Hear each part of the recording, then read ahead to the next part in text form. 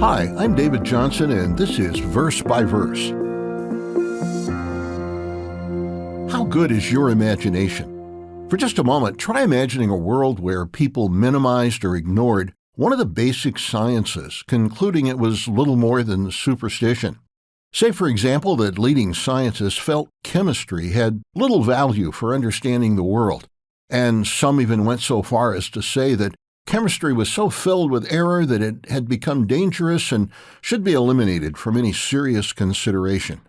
You could study physics or astronomy or biology or geology, but chemistry was just a leftover vestige of a time when people were ignorant and superstitious about anything they couldn't readily explain. Schools would carefully avoid any reference to chemistry, and if a teacher said anything about it, the errant instructor would be reprimanded and forbidden to bring it up again.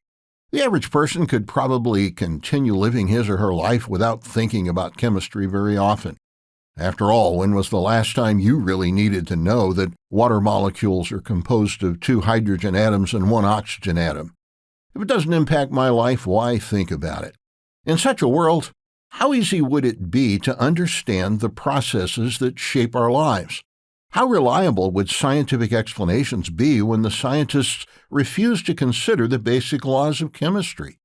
How easy would it be to truly know what was true and what was false, what was helpful and what was harmful, if the knowledge of chemistry were willfully ignored? But why would anyone want to reject the knowledge of chemistry? That's a good question. Doing such a thing would be like turning off the light and then trying to read a book in a darkened room. Without light, it really doesn't matter how helpful the book might be. You're blinded by your self-imposed darkness. Understanding the laws and processes of chemistry is so intrinsic to our ability to function that it's difficult to even imagine what life would be like. While it might seem like it's difficult to imagine such a world, it actually isn't difficult at all. You see, we already live in that world. No, it's not exactly like that. We've not rejected the science of chemistry, but we have willfully rejected another field of knowledge and refused to even consider what insights it might provide.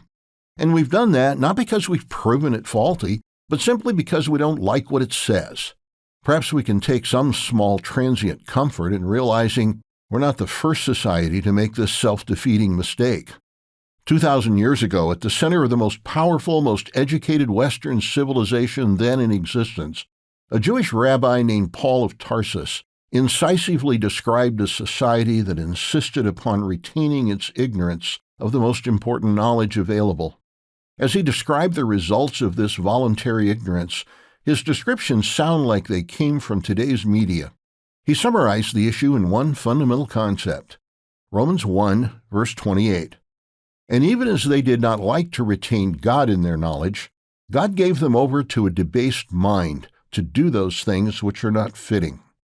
The words that follow describe a social structure mired in personal immorality and nonsensical decisions, spiraling out of control and reaping the natural results of myopic moral choices. The God whose counsel was purposely rejected did not need to bring special punishments on those who thought they didn't need his guidance. He simply allowed the natural consequences of their foolishness to continue unabated to its conclusion. For thousands of years, this process has continued from society to society, from culture to culture, and nothing you or I can do today is going to change that pattern. But that doesn't mean we can't take a different course in our own lives. If a failure to value and retain the knowledge of God leads to the inability to make good decisions, imagine what could happen if we deliberately chose to seek out and embrace that knowledge. If disrespecting and minimizing the knowledge of God leads God to withdraw from guiding a person, imagine what he would do for one who's determined to discover and live by the truth he offers. If you're ready to incorporate God's revealed knowledge into your life, our website, lifehopeandtruth.com, can help. Are you curious about a particular subject? The search bar will allow you to discover a variety of resources. On the other hand, if you'd like to consider a more systematic approach, just click on the Learning Center icon, and you'll find several helpful options. And as always, all of these materials are offered free of charge. Just imagine what the knowledge of God could do for you. If you've been enjoying Verse by Verse and want to help the show grow, here's what you can do to get the word out. Wherever you're listening, make sure to subscribe. If you're on a platform that accepts reviews and ratings, those can both make a big difference in helping other people find us. Verse by Verse is a Life, Hope, and Truth podcast. Check out the show notes to find more free content, like videos, articles, and booklets in our Learning Center.